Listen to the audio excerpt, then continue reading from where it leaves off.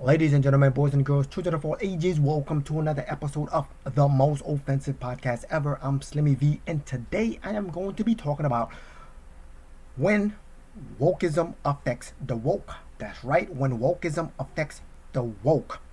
What do I mean? Wokeism is a virus, and when you get infected by it, it eats you alive.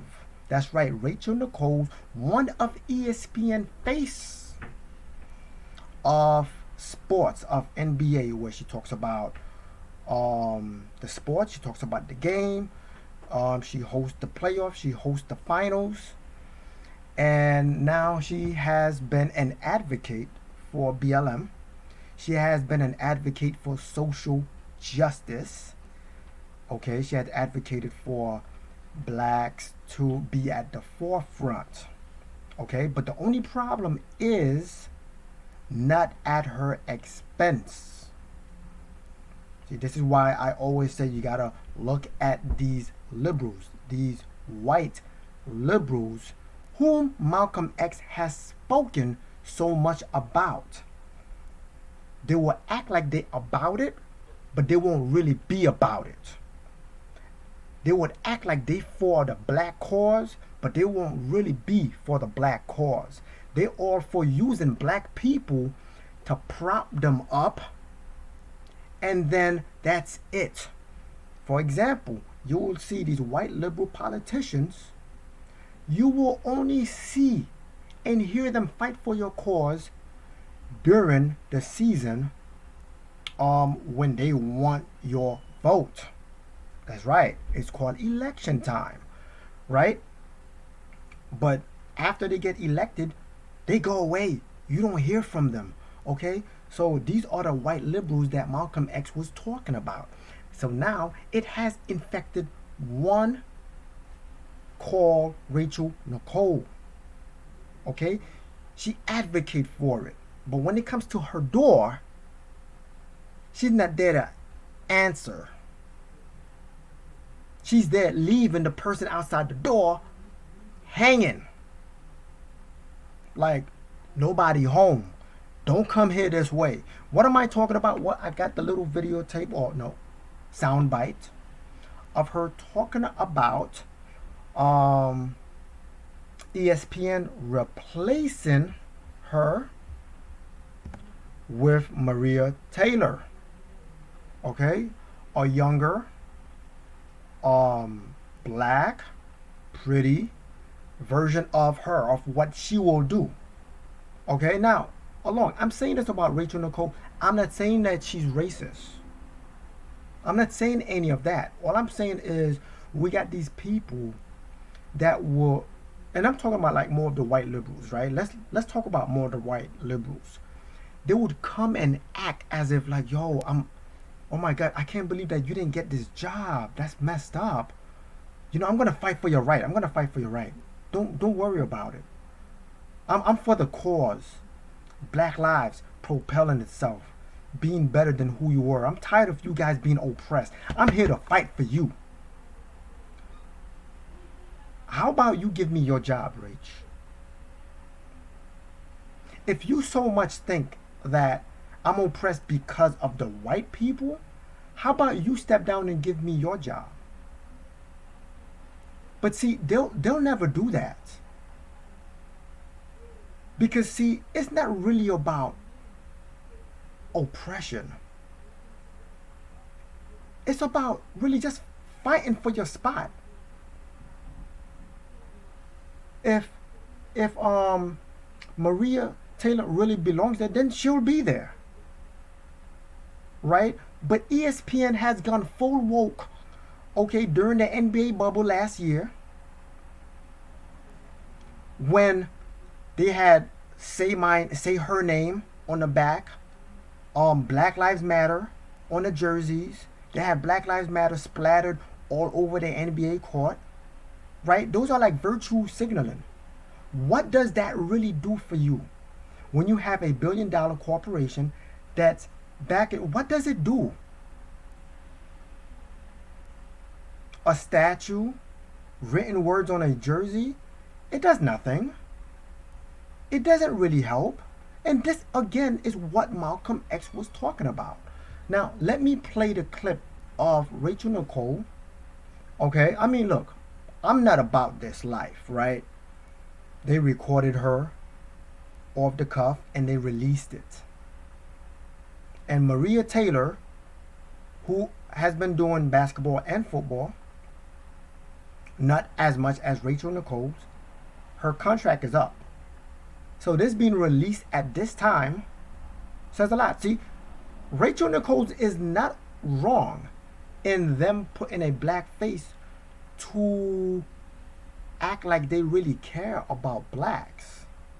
Because Stephen A, I think he's the highest paid sports analyst on ESPN. This is why Skate Bayless voted to Fox. I believe, yeah, his was Fox on Undisputed, right? So a black man is getting paid. So Stephen A did work hard. He did excel at his craft. He is one of the most talented, most articulate, one of the intelligent. Also, I know he is too woke. Right now, he's not the same Stephen A. Smith that I used to know. But besides the point, he is intelligent, and he's earned his way to the top. Okay, my thing is, did Rachel Nichols earn her way to the top? Okay, now she does have a history, and you know, it's not what you know, but it's who you know. You know, so she may have gotten to the top because of who she knew. Okay, but Maria Taylor, who's up and coming, she's young, she's like in the 20s or whatever. She's played ball, so she knows about the game. She's well equipped to actually take her spot. I'm not saying that Rachel Nicole is bad at what she does. She's not bad at what she does. The thing is, when she is advocating for Black Lives Matter, she is advocating for them in a way where it's like, I'm advocating for them, but not at my expense. Don't take my job and give it to the person I'm advocating for. You know, I'm just doing that because it's the popular thing to say. This is what she does. She's a hypocrite. And this is what I mean by the infection of wokeism. She was so woke that she didn't realize that wokeism was going to affect her system and actually eat her alive. Listen to what she said. If you like what I'm saying, hit that like button, share this video, and subscribe to the channel. Now, without further ado, let's listen to what she was saying behind closed doors. Sucks, but hey, it is what it is, right? It kind of proves my point that these white liberals who pretend they're on your side are only willing to be on your side when it doesn't affect their job. Holla at Chris Cuomo. He's on your side until a black man is ready to knock at the door and take his job. Then he's going to be like, whoa.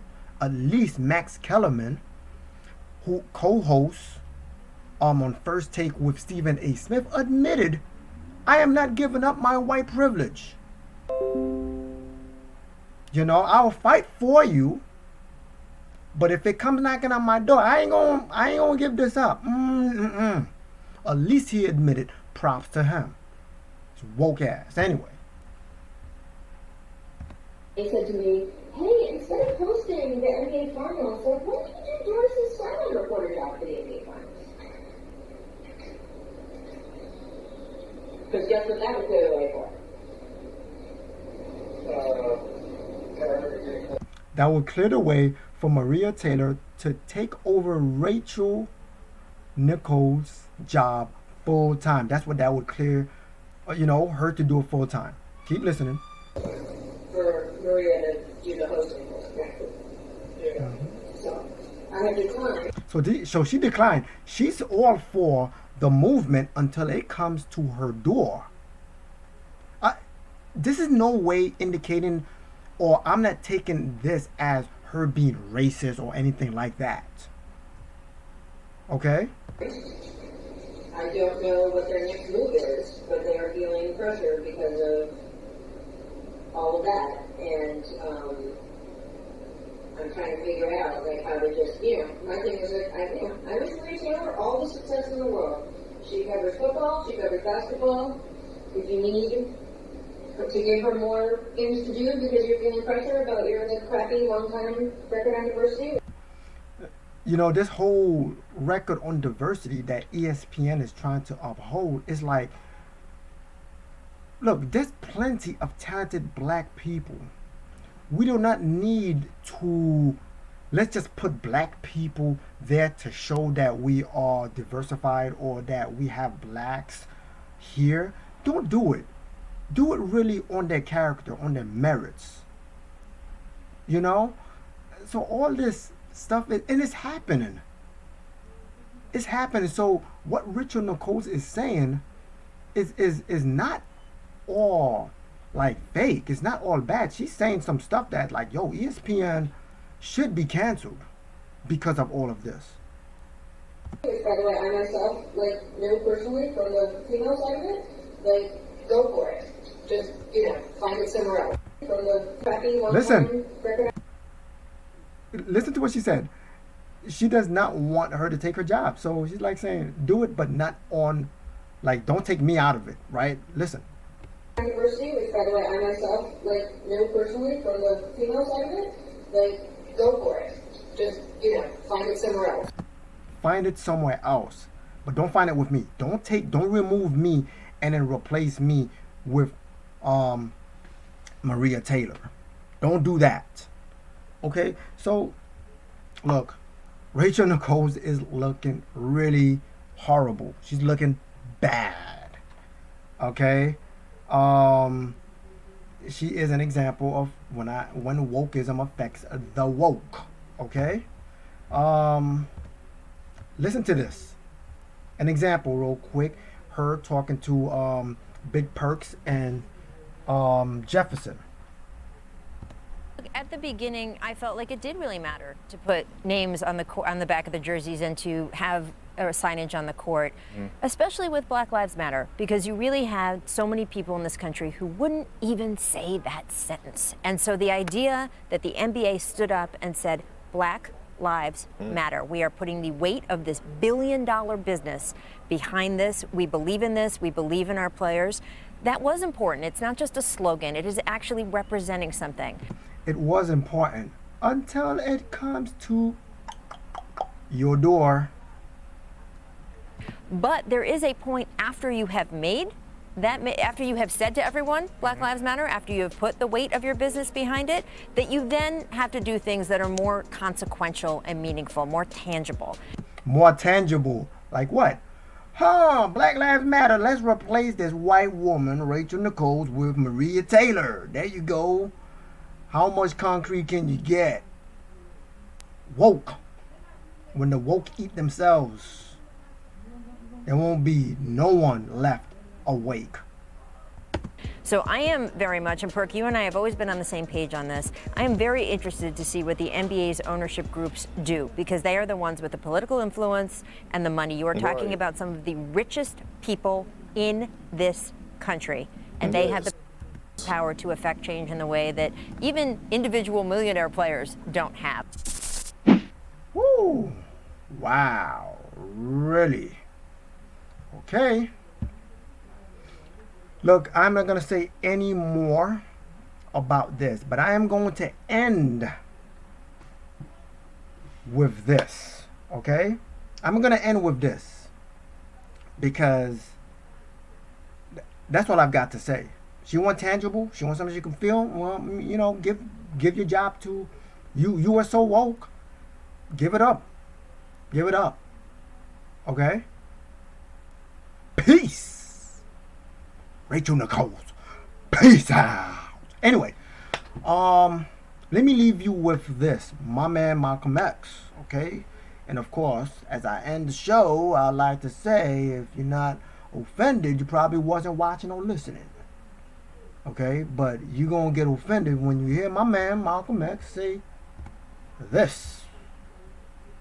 There are many whites who are trying to solve the problem, but you never see them going under the label of liberals. That white person that you see calling himself a liberal is the most dangerous thing in the entire Western Hemisphere. He's the most deceitful.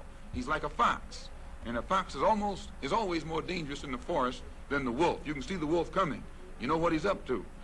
But the fox will fool you. He comes at you with his mouth shaped in such a way that even though you see his teeth, you think he's smiling. You take him for a friend.